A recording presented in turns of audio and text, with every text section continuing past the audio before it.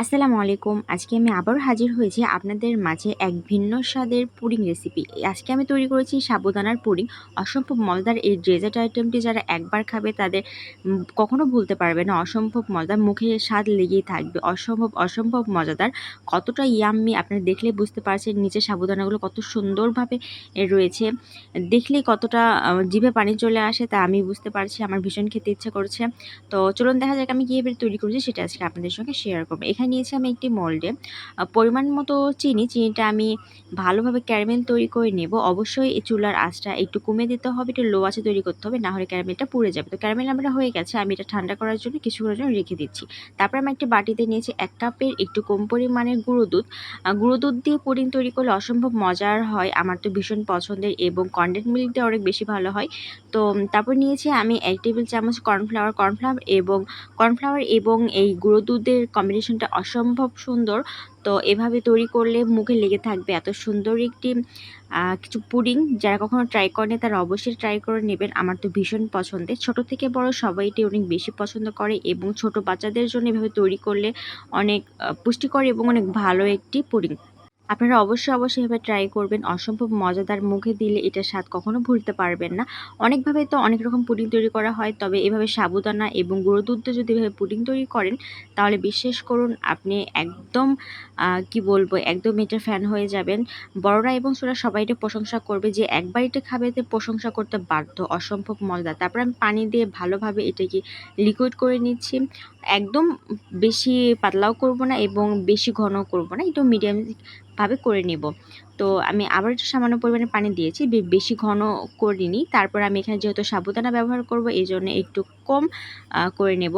তো আমি এটাকে ভালোভাবে একটি কাঁটা চামচের সাহায্যে এটিকে ভালোভাবে মিক্সড করে নেব, কারণ গুঁড়ো দুধটা কিছু দানা থেকে যায়। তো ভালোভাবে সময় নিয়ে একটু নেড়ে চেড়ে নিলে এর ভিতরে কোনো রকম দানাদার থাকে না এবং গোটা থেকে যায় না। তো আমি এটা ভালোভাবে সময় নিয়ে করে নিচ্ছি। বিভিন্ন অকেশনে এটা তৈরি করা যায়। সবাই আড্ডা দেওয়ার সময় যদি এরকম পুডিং তৈরি থাকে বা প্রিয়জনদের জন্য এভাবে পুডিং তৈরি করলে কার না ভালো লাগে, সবাই অনেক প্রশংসা করবে। তো আমি এখানে নিয়েছি 2টি ডিম। আমি ডিমটা ভালোভাবে ফেটে নিয়ে এটা ভালোভাবে মিক্সড করে নিতে হবে। এখানে 2টি থেকে 3টেও নিতে পারেন, সমস্যা নেই। 3টে ডিম হলো আরও বেশি টেস্ট হয় এবং আরও বেশি মজাদার। পুডিং বলতে কি বলবো, ডিম এবং দুধের যে কম্বিনেশনটা অসম্ভব মজাদার। যারা পুডিং পছন্দ করেন তাদের কাছে তো কোনো কিছু বলতেই হবে না। পুডিং তৈরি অনেকভাবে করা যায়, তবে এভাবে যদি করা যায় তো আরও বেশি ভালো হয়। সবভাবে পুডিং তৈরি করা যায়, তবে আমি একটু ভিন্নভাবে এটা তৈরি করার চেষ্টা করেছি। আমার হাসব্যান্ড অনেক বেশি পছন্দ করে। তার কাছে একটা পুডিং কোনো কিছুই না। এক বসাতে সে একবার সাবার করে দিতে পারে এবং আমার কাছেও আমি অনেক সময় ভাগেই পাই না। আমার এত পছন্দের একটি পুডিং আমি নিজে ভাগে পাই না। তো আমাকে ২য় বার তৈরি করতে হয়। তো পুডিং আমিও একটি পুরোটা খেয়ে নিতে পারি। আমার ভীষণ পছন্দের। তো আমি ডিমটা দেওয়ার পরে ভালোভাবে এটাকে মিক্সড করে নিয়েছি। অনেকে এটা এখানে বিটারের সাহায্যে এটা ভালোভাবে বিট করে নিতে পারেন হালকা, তো বেশি করা যাবে না। তো আমি এটা কাঁটা চামচের সাহায্যে এটা ভালোভাবে মিক্সড করে নিচ্ছি। এটা ভালোভাবে মিক্সড করার একদম পরে আমি এখানে নিয়ে নিচ্ছি চিনি। চিনিটা আমি 1 কাপ পরিমাণে দেইনি, তার অর্ধেক দিয়েছি, কারণ গুঁড়ো দুধের একটা মিষ্টি আছে। তো আমি এখানে চিনিটা দিয়ে ভালোভাবে মিক্সড করে দিতে হবে। পরিমাণটা আপনি চেক করে দিতে পারেন। আমি এটা করার মাঝে অনেকবার চেক করে নিয়েছি চিনিটা আরও বেশি প্রয়োজন না কম। তো আমার একদম পারফেক্টভাবে এটা তৈরি হয়ে গেছে। আমি এটা সুন্দরভাবে সময় নিয়ে মিক্সড করে নেব। অসম্ভব মজাদার, কালারটা এত সুন্দর।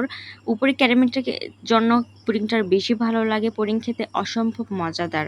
আমার তো ভীষণ পছন্দের। আমি মনে করি কম বেশি সবাই পুডিংটা অনেক বেশি পছন্দ করে। তো আমার এটা মিক্সড করা হয়ে গেছে। আমি আর বেশি কোনো রকম ঘাটাঘাটি করব না। তারপর আমি যে ক্যারামেলটা রেখে দিয়েছিলাম তা একবারে ঠান্ডা হয়ে যাওয়ার পরে লেগে গেছে, কোনো রকম নরম নেই। তো তারপরে আমি ক্যারামেলের উপরে আমি এই দুধটুকু দিয়ে দেব। আসলে এই পুডিংটা যদি বাসায় কোনো গেস্ট আসার পরে তৈরি করেন তাহলে অবশ্যই আপনারা খেতে বাধ্য এবং প্রশংসা করতে বাধ্য হবে। তারপরে আমি এটা ঢেলে নেওয়ার পরে আমি আমার সাবুদানাটা দিয়ে নিচ্ছি। আমি এখানে সাবুদানার পরিমাণটা একটু বেশি পরিমাণে দিয়েছি। যেহেতু এটা সাবুদানার পুডিং তৈরি করছি, আমার সাবুদানা ভীষণ পছন্দের। সাবুদানার পায়েসটা আমার ভীষণ পছন্দের, যে কাচের মতো গোল গোল থাকে, আমার এত ভালো লাগে এবং এরকম নরম টাইপের খাবার আমার বেশি পছন্দের।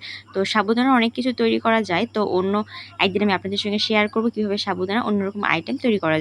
তো আমি সাবুদানাটা দেওয়ার পর যেহেতু একটু ঠান্ডা হয়ে যাওয়ার পর সাবুদানাটা একটু জমাট বেঁধে গেছে, তো আমি এটা ভালোভাবে ছেড়ে নিয়েছি এবং আমি হয়ে গেলে চুলায় বসিয়ে দেব। তো আমি আগে থেকেই চুলাতে আমি প্যান বসিয়ে নিয়েছি এবং তারপরে আমি এখানে একটা স্ট্যান্ড দিয়েছি, স্ট্যান্ডের উপরে আমি সে পুডিংয়ের মলটা দিয়ে নেব।